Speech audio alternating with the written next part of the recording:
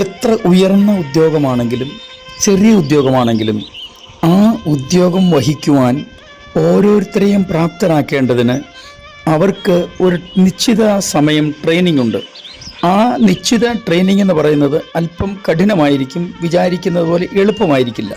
പ്രത്യേകിച്ചും നമ്മുടെ പ്രതിരോധ മേഖലകളിൽ, അതായത് പട്ടാള സർവീസുകളിലൊക്കെ വളരെ കഠിനമായതും കൃത്യമായതുമായ ട്രെയിനിങ്ങാണുള്ളത്. ഏറ്റവും നല്ല നിലയിൽ അവർക്ക് പിന്നത്തേതിൽ ജോലി കാര്യങ്ങൾ നിർവഹിക്കുവാൻ വേണ്ടിയിട്ടാണ് ഈ ട്രെയിനിങ് പീരീഡ് ഇത്രത്തോളം സ്ട്രിക്റ്റ് ആക്കുന്നത്. കുറഞ്ഞപക്ഷം ഓറിയൻറ്റേഷൻ എന്നൊക്കെ ഉണ്ടല്ലോ, അങ്ങനെയെങ്കിലും ഇല്ലാതെ ആരും ജോലിക്ക് കയറുവാൻ സാധ്യത വളരെ കുറവാണ്. വിശ്വാസ മേഖലയിലും ഏതാണ്ട് അങ്ങനെ തന്നെയാണ്. കാര്യം, വിശ്വാസ ലോകമെന്ന് പറയുന്നത് വെറുമൊരു സാധാരണ കാര്യമല്ല എന്നത് അനുഭവത്തിൽ നിന്ന് മാത്രമേ പലർക്കും അത് മനസ്സിലാക്കാൻ കഴിയൂ. പറഞ്ഞാൽ അത് അത്രത്തോളം എല്ലാവർക്കും മനസ്സിലാവില്ല. ഏത് നിലയിൽ ജീവിക്കുന്ന വിശ്വാസിയാണെങ്കിലും പുരോഹിതനാണെങ്കിലും അവർക്ക് അവരുടേതായ കാര്യങ്ങൾ നിർവഹിക്കുവാൻ വേണ്ടി ദൈവം അവരെ ചില വഴികളിലൂടെ, വിശ്വാസ വഴികളിലൂടെ കടത്തിക്കൊണ്ടുപോകും. നമ്മൾ അതിനെ പരിശോധന എന്നൊക്കെയാണ് പറയുന്നത്. ദൈവം നമ്മെ ദോഷങ്ങളാൽ പരീക്ഷിക്കുകയില്ല എന്ന് ഉറപ്പ് നൽകിയിട്ടുള്ളത് കൊണ്ട് നമ്മുടെ ഒരു പരിശോധനയും നമുക്ക് ദോഷമായി ഭവിക്കില്ല. ഇന്നും നമുക്ക് യേശുവിനോടുകൂടെ യാത്ര തുടരാം. ചില നിമിഷങ്ങളിലെ തുടർധ്യാനത്തിനായി വിശുദ്ധ മർക്കോസ് എഴുതിയ സുവിശേഷം 4-ാം അധ്യായം 40-ാം വാക്യം വായിക്കട്ടെ. പിന്നെ അവൻ അവരോട്, നിങ്ങൾ ഇങ്ങനെ ഭീരുക്കളാകുവാൻ എന്ത്? നിങ്ങൾക്ക് ഇപ്പോഴും വിശ്വാസമില്ലയോ എന്ന് പറഞ്ഞു. കർത്താവ് നേരിട്ട് തിരഞ്ഞെടുത്ത 12 ശിഷ്യന്മാർ അവർ അഭിമുഖീകരിക്കേണ്ടി വന്ന ഒരു യാത്രാ പ്രതിസന്ധിയാണ് ഈ വായിച്ച വാക്യത്തിൻ്റെ പശ്ചാത്തലം. ഒരിക്കൽ കർത്താവിൻ്റെ അടുക്കൽ വചനം കേൾക്കാനായി ധാരാളം ആളുകൾ കടന്നു വന്നു. 2-3 ദിവസം തുടർച്ചയായി കർത്താവിനോടൊപ്പം അവർ വചനം കേട്ടുകൊണ്ടിരുന്നു. എന്നാൽ ഒടുവിൽ അവരെ പറഞ്ഞയക്കും നേരത്ത് അവരെ അങ്ങനെ പറഞ്ഞയക്കാൻ കർത്താവിന് മനസ്സ് വന്നില്ല. കാരണം അവരുടെ വിശപ്പ് നന്നായി അറിയുന്ന കർത്താവ് തൻ്റെ ശിഷ്യന്മാരോട് പറഞ്ഞു, അവർ പോകരുത്, അവർ പോകണമെങ്കിൽ നിങ്ങൾ അവർക്ക് ഭക്ഷിക്കാൻ കൊടുക്കണം. വിശുദ്ധ യോഹന്നാൻ തൻ്റെ സുവിശേഷത്തിൻ്റെ 6-ാം അധ്യായത്തിൽ പറഞ്ഞിരിക്കുന്നത് താൻ എന്ത് ചെയ്യാൻ പോകുന്നു എന്ന് താൻ അറിഞ്ഞിരുന്നു. അത് അറിയാതെയല്ല കർത്താവ് അവരോട് പറഞ്ഞത്. 4 സുവിശേഷങ്ങളിലും ഒരുപോലെ ഈ അത്ഭുതത്തെക്കുറിച്ച് പ്രതിപാദിച്ചിട്ടുണ്ട്.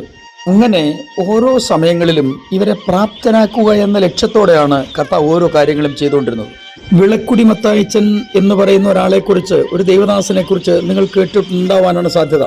ബെക്കോസ്റ്റിൻ്റെ ആദ്യ തലമുറക്കാരിൽ ഒരാളാണ് അദ്ദേഹം. ഇന്നത്തെ പോലെയുള്ള സുഖസൗകര്യങ്ങളിലൊന്നും ജീവിച്ചിരുന്ന ആളല്ല. പ്രാസം വെച്ചുള്ള പ്രസംഗമോ സാഹിത്യ ഭാഷകളോ ഒന്നും തനിക്ക് വശമായിരുന്നില്ല. അനേക സ്ഥലങ്ങളിൽ സുവിശേഷ പ്രവർത്തനത്തിനു വേണ്ടി തന്നെ പലരും കൂട്ടിക്കൊണ്ടുപോകുമായിരുന്നു, താൻ പോകുമായിരുന്നു. തൻ്റെ ഒരു അനുഭവ സാക്ഷ്യം ഇങ്ങനെയാണ്. ഇന്ത്യയിലെ ഏറ്റവും വലിയ സിമെന്റ് ഫാക്ടറിയിലൊന്ന് സ്ഥിതി ചെയ്യുന്ന ജഗദൽപൂരിലെ കൈമൂർ എന്ന സ്ഥലത്ത് ഒരിക്കൽ താൻ സുവിശേഷ പ്രവർത്തനത്തിനു വേണ്ടി കടന്നുപോയി. ഞായറാഴ്ചത്തെ ആരാധനയ്ക്ക് വേണ്ടി താൻ ഒരു സ്ഥലം അന്വേഷിച്ചുകൊണ്ടിരുന്നു. ആതിഥേയനായ മനുഷ്യൻ അദ്ദേഹത്തോട് പറഞ്ഞു, ഇവിടെ അടുത്ത് വിശ്വാസിയായ ഒരു എഞ്ചിനീയർ ഉണ്ട്, ആരാധനയ്ക്കായി നമുക്ക് അവിടെ പോകാം. അങ്ങനെ അവർ അവിടെ ആരാധനയ്ക്ക് വേണ്ടി കടന്നുപോയി. ഹിന്ദിയിലാണ് ആരാധന നടക്കുന്നത്.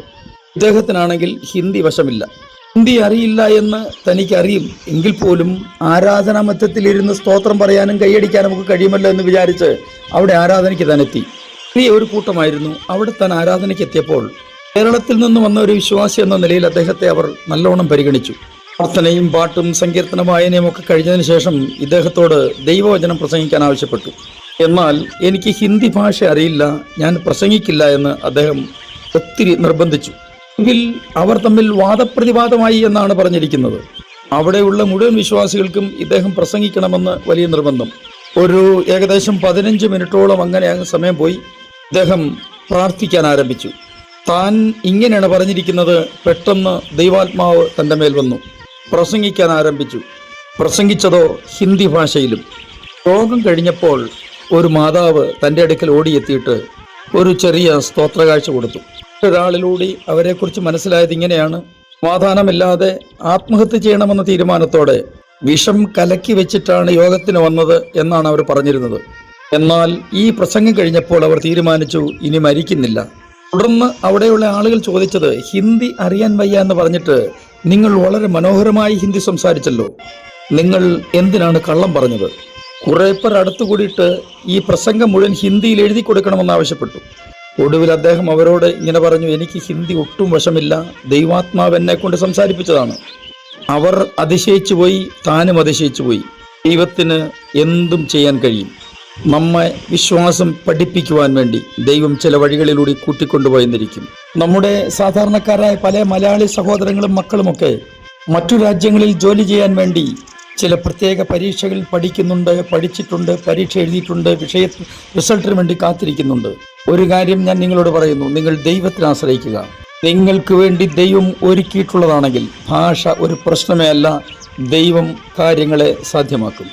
ാറായ പടകിൽ നിലവിളിച്ച ശിഷ്യന്മാരെ അത്ഭുതപ്പെടുത്തിക്കൊണ്ടാണ് അവിടെ കടലിനെ കർത്താവ് ശാന്തമാക്കിയത്. നിങ്ങൾക്കും ഒരു ശാന്തത ദൈവം വച്ചിട്ടുണ്ട്.